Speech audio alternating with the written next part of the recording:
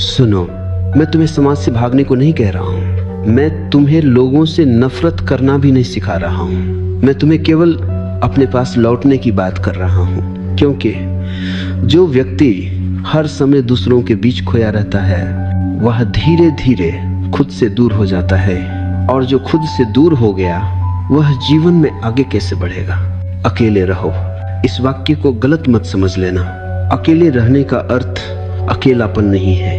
अकेले रहने का अर्थ है अपने साथ सहज होना। अकेलापन दुख है, अकेलापन अभाव है, लेकिन एकांत समृद्धि है, एकांत पूर्णता है। दुनिया तुम्हें अकेलेपन से डराना सिखाती है, क्योंकि जो आदमी अकेले रहना सीख लेता है वह भीड़ का गुलाम नहीं रहता। भीड़ चाहती है कि तुम हमेशा बोलते रहो, बताते रहो, समझाते रहो, साबित करते रहो, क्योंकि जो आदमी लगातार बोलता रहता है वह सोच नहीं पाता, और जो सोच नहीं पाता वह जाग नहीं पाता। इसलिए मैं कहता हूँ, कम बोलो। कम बोलने का अर्थ चुप रहना नहीं है। कम बोलने का अर्थ है जरूरत से ज्यादा मत बोलो। जब तुम ज्यादा बोलते हो तो शब्द तुम्हें चलाने लगते हैं, और जब तुम कम बोलते हो तो तुम शब्दों के मालिक रहते हो। ध्यान से देखो, जिस आदमी को हर बात पर कुछ कहना है वह भीतर से अशांत है।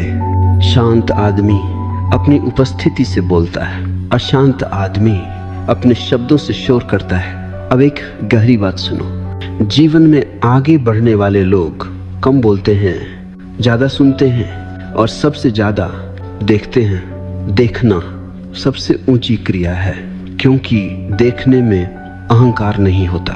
जब तुम बोलते हो तो तुम केंद्र में आ जाते हो, जब तुम देखते हो तो सत्य केंद्र में आता है।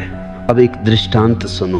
एक युवक हमेशा बोलता रहता था, हर सभा में, हर चर्चा में, हर जगह वह अपनी राय देता था। एक दिन वह गुरु के पास गया और बोला, मैं आगे क्यों नहीं बढ़ पा रहा? गुरु ने कहा, क्योंकि तुम हमेशा बाहर बहते रहते हो। गुरु ने उसे 1 सप्ताह मौन में रहने को कहा।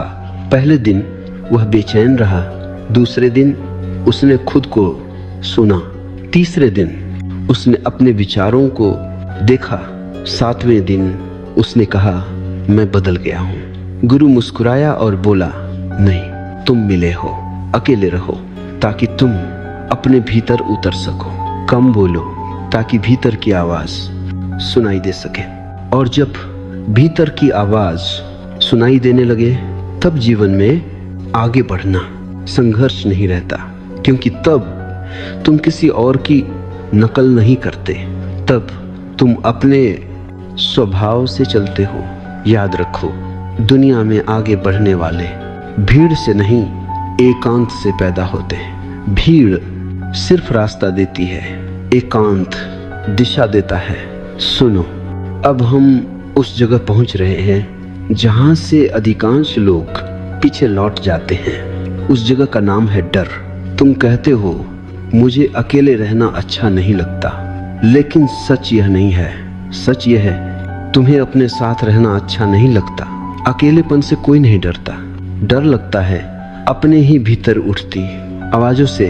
जब तुम अकेले होते हो तो कोई नहीं रहता जिससे तुम भाग सको, न दोस्तों, न मोबाइल, न बातचीत। तब तुम सीधे अपने सामने खड़े होते हो, और मन इस क्षण से सबसे ज्यादा डरता है। मन कहता है, कुछ करो, किसी से बात करो, कहीं चले जाओ, क्योंकि मन जानता है यदि तुम चुपचाप अपने साथ बैठ गए तो उसका राज खुलने लगेगा। अब ध्यान से समझो, मन का अस्तित्व भागने पर टिका है। वह कभी भविष्य में भागता है, कभी स्मृतियों में, कभी लोगों में। अकेलापन मन के लिए सबसे बड़ा खतरा है, क्योंकि अकेलेपन में मन को कोई सहारा नहीं मिलता। इसीलिए मन अकेलेपन को डरावना बना देता है। वह कहता है, तुम उदास हो जाओगे, तुम पागल हो जाओगे, तुम पीछे रह जाओगे। यह सब झूठ है। मैंने हजारों उन लोगों को देखा है जो अकेले नहीं रह पाते वे भीतर से खोखले होते हैं, और जो अकेले रहना सीख लेते हैं उनके भीतर एक शक्ति जागने लगती है। अब एक दृष्टांत सुनो। एक बच्चा पहली बार अकेले कमरे में सोया, वह डर गया, उसने रोना शुरू किया। माँ ने बत्ती जलाई और कहा देखो कुछ भी नहीं है, लेकिन डर कम नहीं हुआ। फिर माँ ने कहा मैं यही हूँ। डर तुरंत कम हो गया। समझे? डर अंधेरे से नहीं था, डर अकेले होने से नहीं था, डर था साथ न होने का। अब बड़ा होकर तुम वही कर रहे हो। तुम चाहते हो कोई हो, कुछ हो, कोई आवाज हो, लेकिन जब तक तुम खुद अपने लिए साथ नहीं बनते तब तक डर बना रहेगा।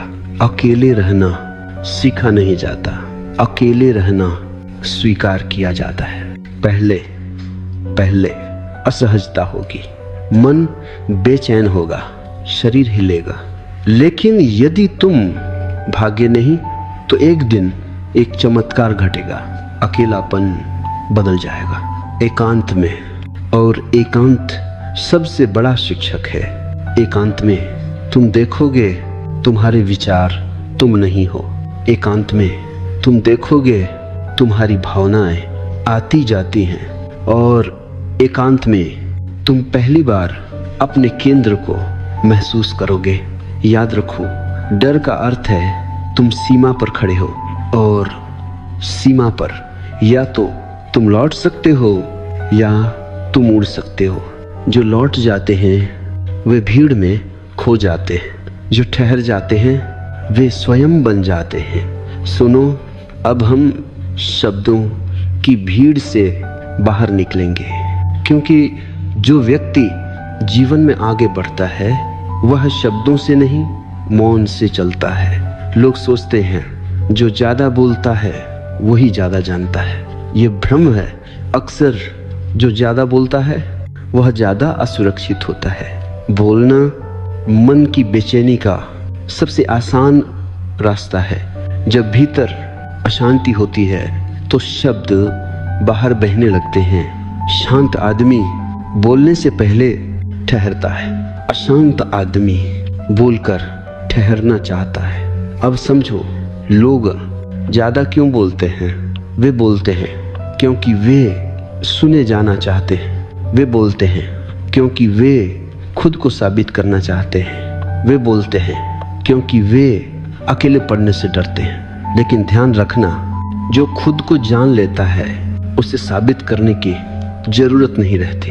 अब एक गहरी बात सुनो, शब्द ऊर्जा खाते हैं। हर बार जब तुम बिना जरूरत बोलते हो तो तुम्हारी ऊर्जा बाहर बह जाती है। इसलिए दिन के अंत में बहुत लोग थके हुए नहीं, खाली होते हैं। वे कहते हैं मैंने कुछ किया नहीं, फिर भी थक गया। उन्होंने किया नहीं, उन्होंने बोला है। अब एक दृष्टांत सुनो।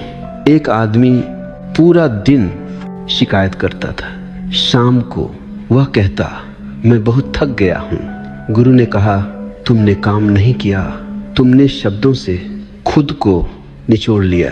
अब समझो मौन क्या है। मौन बोलना बंद करना नहीं है। मौन अनावश्यक बोलना, छूट जाना है। मौन का अर्थ यह नहीं कि तुम कभी ना बोलो। मौन का अर्थ है जब बोलो तो पूरा बोलो। कम शब्द, सटीक शब्द, सच से निकले शब्द। ऐसे शब्द शोर नहीं बनते, वे संकेत बनते हैं। यही कारण है कि बुद्ध, महावीर, लाउत से कम बोले। उनके शब्द कम थे लेकिन भारी थे। वे शब्द नहीं थे, वे अनुभव थे।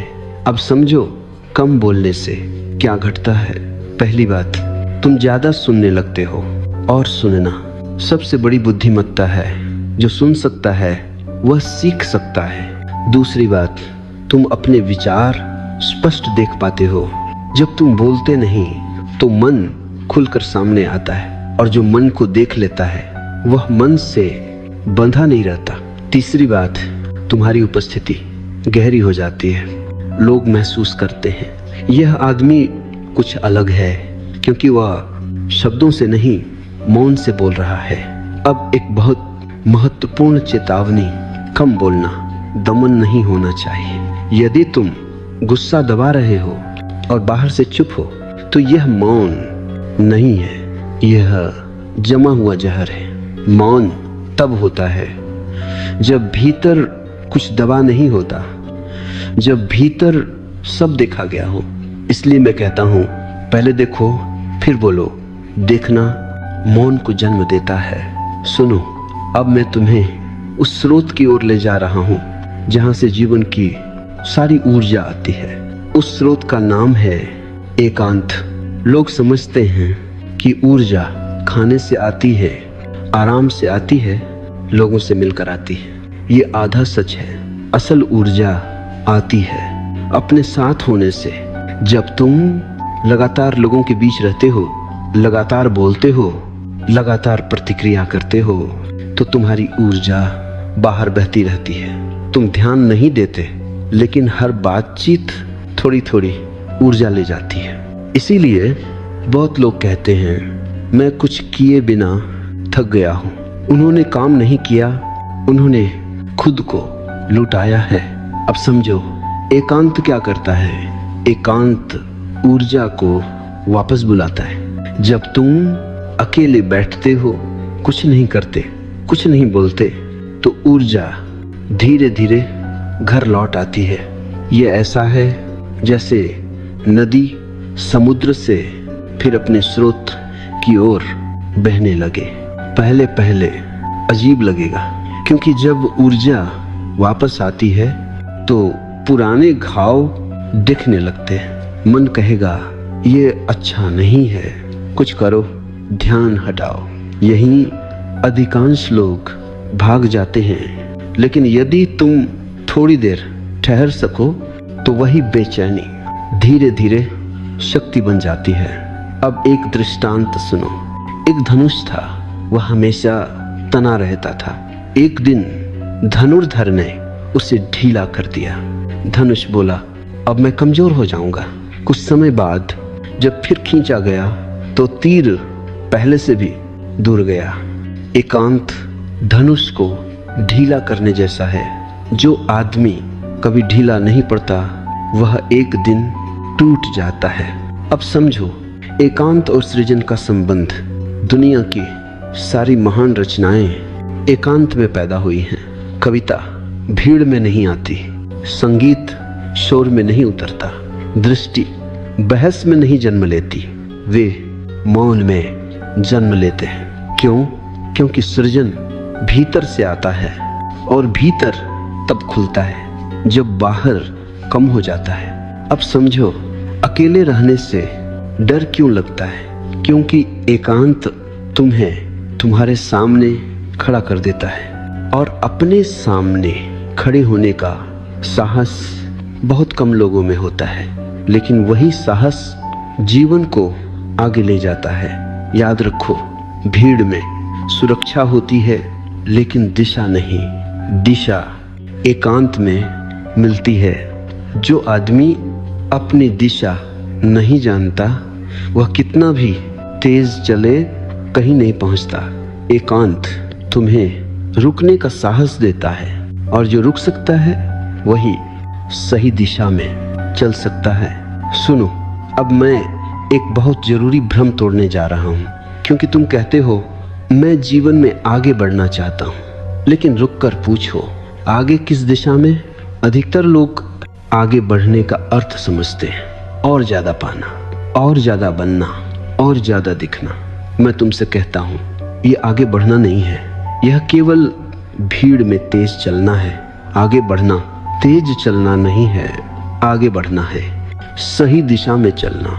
और दिशा भीड़ से नहीं मिलती, दिशा एकांत से मिलती है। भीड़ तुम्हें गति देती है, एकांत तुम्हें दिशा देता है। अब समझो, लोग क्यों थक जाते हैं? वे दिन रात भागते रहते हैं, लेकिन भीतर कहीं नहीं पहुंचते। क्यों? क्योंकि वे दूसरों की मंजिल अपनी मंजिल समझ लेते हैं।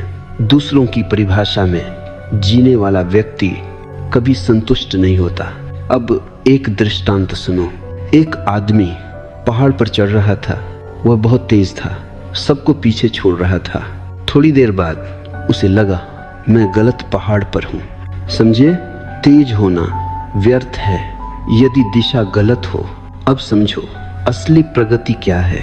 असली प्रगति भीतर घटती है जब तुम कम प्रतिक्रियात्मक हो जाते हो, जब तुम कम भयभीत हो जाते हो, जब तुम कम दूसरों पर निर्भर हो जाते हो। ये उपलब्धियां किसी प्रमाण पत्र में नहीं मिलती, लेकिन यही तुम्हें अडिग बनाती है। दुनिया अडिग लोगों से डरती है क्योंकि उन्हें खरीदा नहीं जा सकता, डराया नहीं जा सकता, भीड़ में घसीटा नहीं जा सकता। अब जो कम बोलना आगे बढ़ने में कैसे मदद करता है। जो व्यक्ति कम बोलता है वह कम उलझता है, वह हर बहस में अपनी ऊर्जा नहीं गंवाता, और जो ऊर्जा बहस में नहीं जाती वह सृजन में लगती है। अब समझो अकेले रहना आगे बढ़ने में कैसे सहायक है। जो अकेला रह सकता है वह गलत संगत में फंसता नहीं, वह सिर्फ इसलिए कहीं नहीं रुकता कि उसे डर लगता है। अकेले होने से अकेले रह सकने वाला व्यक्ति स्वतंत्र निर्णय ले सकता है और जीवन में आगे वही बढ़ता है जो अपने निर्णय खुद लेता है। अब एक गहरी बात सुनो, आगे बढ़ना ऊपर जाना नहीं है, आगे बढ़ना गहरा जाना है। ऊपर जाने वाले जल्दी गिरते हैं, गहरे जाने वाले स्थिर रहते हैं। जब तुम अपने भीतर गहरे उतरते हो तो तुम्हारे कर्म अपने आप परिपक्व हो जाते हैं, तब सफलता तुम्हारे पीछे आती है। और जो व्यक्ति सफलता के पीछे भागता है वह अक्सर खुद को खो देता है। सुनो, अब मैं तुम्हें एक असुविधाजनक सत्य बताने जा रहा हूँ। दुनिया तुम्हें आगे बढ़ते हुए नहीं देखना चाहती, वह चाहती है कि तुम उस जैसे रहो। भीड़ का एक ही नियम है, अलग मत दिखो। जो अलग दिखता है उससे भीड़ घबराती है, क्योंकि अलग व्यक्ति भीड़ के झूठ को उजागर कर देता है। भीड़ कहती है ऐसे कपड़े पहनो, ऐसे सोचो, ऐसे बोलो, ऐसे जियो, और तुम सोचते हो अगर नहीं किया तो मैं पीछे रह जाऊंगा। यही डर तुम्हें भीड़ में बांधे रखता है। लेकिन ध्यान रखना, भीड़ में रहने से सुरक्षा मिलती है लेकिन स्वतंत्रता नहीं, और बिना स्वतंत्रता के आगे बढ़ना संभव नहीं है, क्योंकि आगे बढ़ने का अर्थ है अपने भीतर से चलना। अब समझो भीड़ कैसे काम करती है। भीड़ तुमसे तुम्हारी मौलिकता छीन लेती है, वह तुम्हें तुलना सिखाती है। वह आगे है, वह ज्यादा सफल है, वह ज्यादा सम्मानित है। तुलना आत्मा का सबसे बड़ा जहर है। जो व्यक्ति तुलना में जीता है वह कभी शांत नहीं हो सकता, और अशांत व्यक्ति आगे नहीं बढ़ता, वह बस भागता है।